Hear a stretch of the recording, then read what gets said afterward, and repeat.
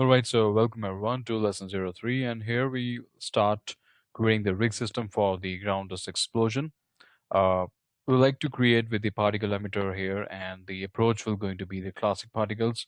I'll not encourage you to go with the end particles because unnecessary. You need to switch down the gravities, the external forces, and all of these things, which is not required in that case. And secondly, you need to also avoid the self-collision attributes of the particles, which is surely not the way we want. So we like to start with a very basic approach, and I think so the classic particle suits to this process absolutely perfect. And we are doing the particles here because keeping a mindset that the fluid will going to expand so rigorously, and this is really going to be a very spontaneous kind of the emission. So for that, we require the source of the emission should be really very aggressive. So that's why we are considering the particle system for that. We may could also opt for the classic approach of creating the generic or the default emitter of the fluids, and by taking the values of the density pressure and all. But I've already discussed that the density pressure or the temperature pressure may gonna have some wrong impacts on the stability of the fluid. So that's why keeping the particle approach is always going to be a better workflow. So now we're going to go to the legacy particles, and we can create the emitter. And here we like to go with the emitter type as the volume with the rate particles per second to 300, and the shape to be the sphere. Let's gonna create that up, and if we're gonna start playing with the timeline, you may could see the particles are now started evolving, but they are really very slow, and I just cannot expect that this will really gonna be the part of the explosion. So what do we need to do in that case? First, we would like to work on the speed attribute, and that is here, which is called the away from the center.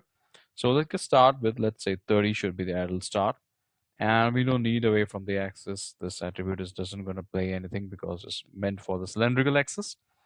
We like to crank up the value of the long axis to be 3, and the random direction to be, let's say, 1.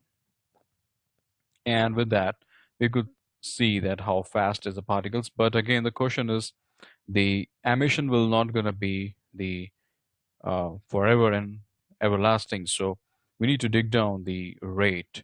So let me just gonna key that up, and at the frame 8, we can switch that thing to 0 and can key select that one. Okay, that's good. But the problem is that particles are really, really too much fast, and they are covering a lot of distance. So there are two things we need to take care. First is the speed, and second is the age. We need the particle to die. We don't want the particles to exist even for 25 or 24 frames, so maybe 30 frames, which is you could say 1 second. So what we have to do here, we could go to the particle shape node, and in the lifespan mode, we can change it to the random range and can give the value to 0.35 to, let's say, 0.25. You may could experiment with that one. You may could take it to zero point 0.5, but I do not encourage you to go with the higher values because this may could have some bad impact on the explosions. Explosion is always spontaneous, rigorous, and it will gonna pop out with the energy so fast, and it is also required to die out so fast. And the next important attribute what I found is that we need to slow down the speed a little bit also. So for that, it is actually according to the physics I'm talking about. So for that, we need to dig down the conserve. This is the attribute which is responsible for decaying, or you can say slowing down the velocity of the particles per frame. So I would like to go with 0.925. And now if we're gonna play, you could see this is pretty good. You may also gonna see that some of the particles are going down, which is not a problem in our case. We may could lift that thing up above the grid, and we may could gonna dip down the size of the particle, but it will still not gonna work properly for us.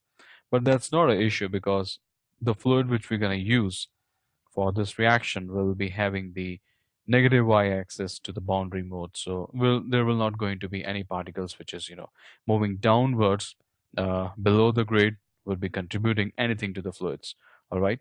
So with that, we are good to start with the process of our ground dust explosion, and this is the start for the ground dust explosion. This is the very simple particle rig for that, and these particles will going to be contributed towards the emission of the large scale fluid dust explosions. All right, so with that we are finished up with this lesson. Now it's time to move to the next lesson.